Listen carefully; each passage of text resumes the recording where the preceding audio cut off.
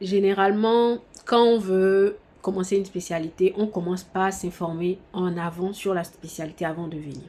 Mais la particularité avec l'oncologie, je pense qu'on est unanime, à part Dakar et quelques autres pays africains, on n'a pas accès pendant notre cursus de médecine générale à l'oncologie dans notre formation. Donc, on part de zéro.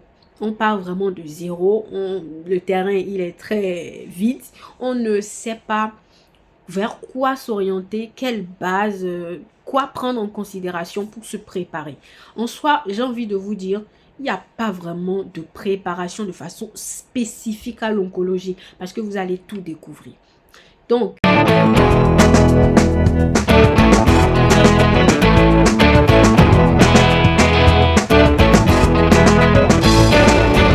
mais ce que vous pouvez faire par contre pour vous préparer de façon globale, c'est d'être un excellent médecin généraliste. Parce que oui, un médecin oncologue est quelqu'un qui non seulement est spécialisé dans la prise en charge du cancer, mais surtout de la prise en charge de tout ce qui concerne les complications liées au cancer, des effets secondaires, des toxicités liées au traitement.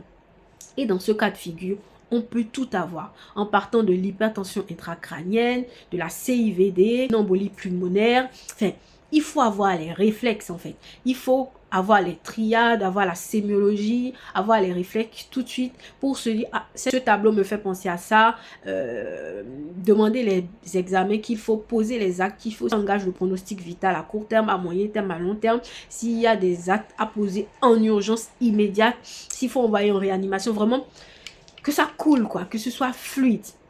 Et ça fait partie du bagage qu'on acquiert lors de notre parcours de médecine générale. Donc, si j'ai un conseil à vous donner, calculez pas l'oncologie. Pour le moment, tâchez-vous d'être un excellent médecin généraliste. Si vous êtes un bon médecin généraliste, vous serez à coup sûr un très bon cancérologue. Ce que je peux te donner comme conseil, c'est ça. Commence déjà par là. Si tu es en 5e année, tu es en 2e année, tu es en 3e année, peu importe l'année où tu es, tu as encore la capacité de vraiment bien te former.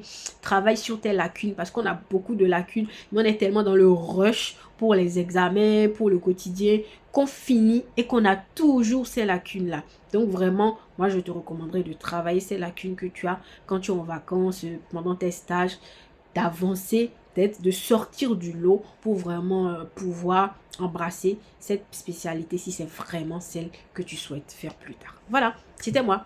J'espère que la vidéo t'a plu. Comme je le dis, si tu as des questions, avec plaisir, tu me les poses. Je réponds toujours. Si tu veux me parler en privé, j'ai mon mail qui est dans la description. N'hésite pas à me contacter.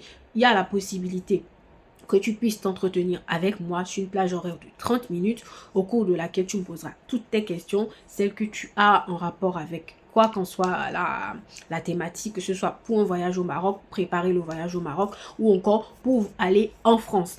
Donc voilà, n'hésite pas à me donner ton avis en commentaire sur cette vidéo et si tu as d'autres questions, je suis disponible. Bye.